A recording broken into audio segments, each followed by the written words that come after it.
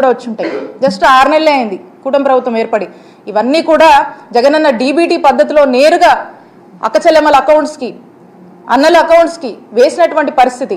ఎక్కడ కూడా ఇలాంటి వాటికి తావు లేకుండా చాలా ట్రాన్స్పరెంట్గా జగనన్న ప్రభుత్వం పనిచేసిందని మేము ఎప్పుడూ కూడా ఎప్పటికైనా కూడా గర్వంగా చెప్పుకునేటువంటి పరిస్థితిలో మేమున్నాము. ఇక వీళ్ళు చెప్పినటువంటి చూస్తూ ఉన్నాం. సూపర్ 6 అన్నారు. సూపర్ 6 గురించి ఏమీ లేదు, ఇన్ని 6 నెలలు అవుతా ఉంది, సూపర్ 6 లేదు, ఏమీ లేదు. వాళ్ళు ఇస్తారన్న నమ్మకం ప్రజల్లో కూడా పోయింది.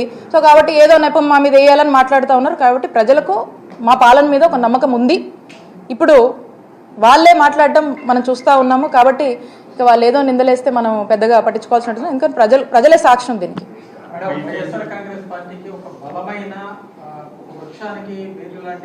సోషల్ మీడియాని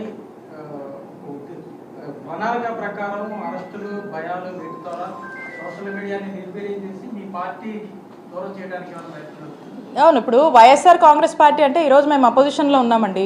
అపోజిషన్లో ఉన్నాము, ప్రజల వాయిస్ లాగా ఉన్నాము, వాయిస్ ఫర్ ద పీపుల్ లాగా ఈరోజు వైఎస్ఆర్ కాంగ్రెస్ పార్టీ పనిచేస్తుంది. మీరు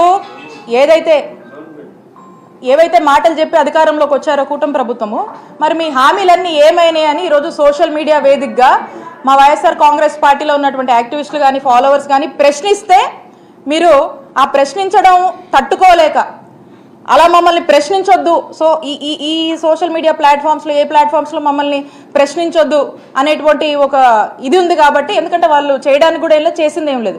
సో ప్రశ్నించొద్దు అనేటువంటి ఉద్దేశంలో రాష్ట్ర వ్యాప్తంగా కూడా ఒక డ్రైవ్ మాదిరిగా సోషల్ మీడియా వాళ్ళందరినీ కూడా ఏ విధంగా ఇబ్బంది పెడుతున్నారు, ఎక్కడ లేనివి ఎప్పుడూ వినలేనటువంటి సెక్షన్ల గురించి కొత్త వాటి గురించి మాట్లాడుతూ మరి ఏ విధంగా జైళ్ళకు పంపిస్తున్నారు సోషల్ మీడియా కేసుల్లో.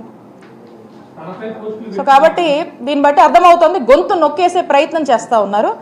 మేమేం భయపడము, విల్ ఫేస్ ఇట్.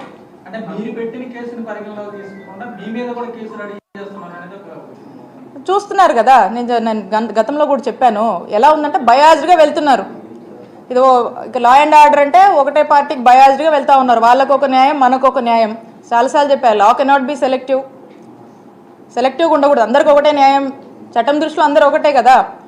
సో ఈ బయాజ్డ్గా వెళ్తున్నటువంటి పరిస్థితులు ఈ రాష్ట్రంలో నెలకొన్నాయని మనకు మొదటి రోజు నుంచి కూడా మనకు అర్థమవుతుంది. 6 నెలల్లో మనం చూస్తూ ఉన్నాం కూటమి ప్రభుత్వం వచ్చిన దగ్గర నుంచి. కాబట్టి ఇలా చేస్తూ ఉన్నారు. ఏదేమైనప్పటికీ ఏం చేసినా కూడా వైఎస్ఆర్ కాంగ్రెస్ పార్టీ గట్టిగానే ప్రొటెస్ట్ చేస్తూ ఉంటుంది, ప్రజల పక్షాన్ని నిలబడి పోరాడుతూనే ఉంటుంది, ప్రజల కోసం పోరాడుతూ ఉంటుంది.